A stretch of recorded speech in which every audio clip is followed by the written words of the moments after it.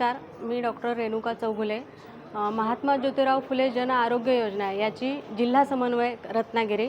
आज आपल्याकडे मराठी पत्रकार परिषद यांच्या दिनाच्या निमित्ताने उदय सामंत फाउंडेशन यांच्या वतीने जो रक्तदान शिबिर त्याचं आयोजन केलेलं आहे.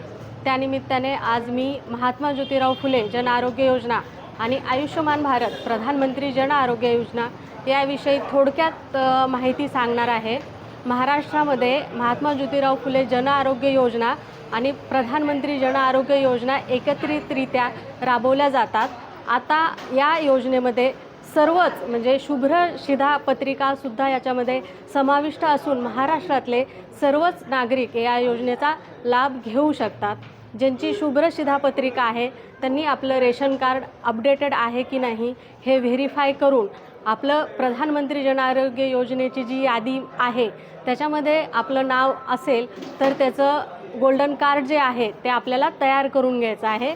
त्याच्यासाठी आपल्याला आपले सरकार केंद्र, आशा सेविका आणि महात्मा फुले जन आरोग्य योजना जिथे ज्या हॉस्पिटलमध्ये आहे तिथे आपल्याला हे कार्ड काढून घेण्यात येतं. याच्यामध्ये आपल्याला 1359 आजारांचा विमा मिळतो. आपल्याकडे आत्ता रत्नागिरीमध्ये 23 रुग्णालयांमध्ये ही योजना कार्यान्वित आहे आणि महाराष्ट्रातच जवळजवळ 1,500 हॉस्पिटल्समध्ये ही योजना आहे. तरी माझी सर्वांना अशी विनंती आहे की ज्यांचं आयुष्मान कार्ड काढून झालेलं आहे त्यांनी ते त्यांच्या आजारासाठी त्याचा उपयोग करावा.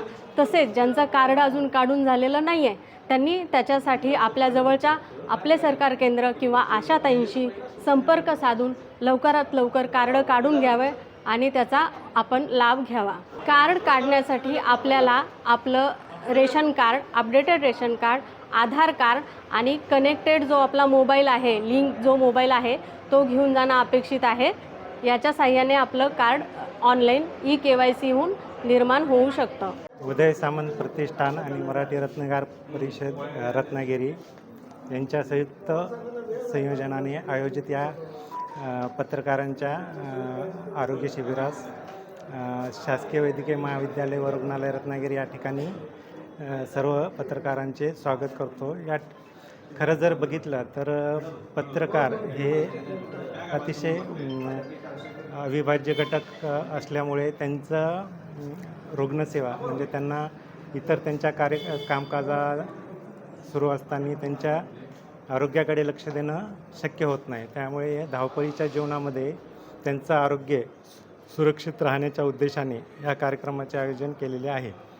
या कार्यक्रमामध्ये मुख्यतः त्यांचं ब्लड प्रेशर म्हणजे रक्तदाब, तसेच त्यांचे रूटीन इन्व्हेस्टिगेशन्स ECG आणि ब्लड इन्व्हेस्टिगेशन, त्यामध्ये त्यांचं शुगर लेवल, उपाशीपोटीची शुगर लेवल, जेवणानंतर 2 तासाची शुगर लेवल, या सर्व चाचण्या होणार आहेत आणि त्याचं काउन्सिलिंग पण होणार आहे. त्यामुळं या चाचण्या झाल्यानंतर त्यामध्ये जे काही अडचणी असतील किंवा आजार असतील त्यामध्ये आपले अधिकारी व तज्ज्ञ डॉक्टर हे त्यावर चर्चा करून त्यांना योग्य सल्ला देणार आहेत. तरी मी सर्व पत्रकारांना अशी विनंती करतो की त्यांनी जास्तीत जास्त या सेवेचा लाभ घेऊन आपलं आरोग्य व आपल्या आरोग्याची काळजी घ्यावी. धन्यवाद.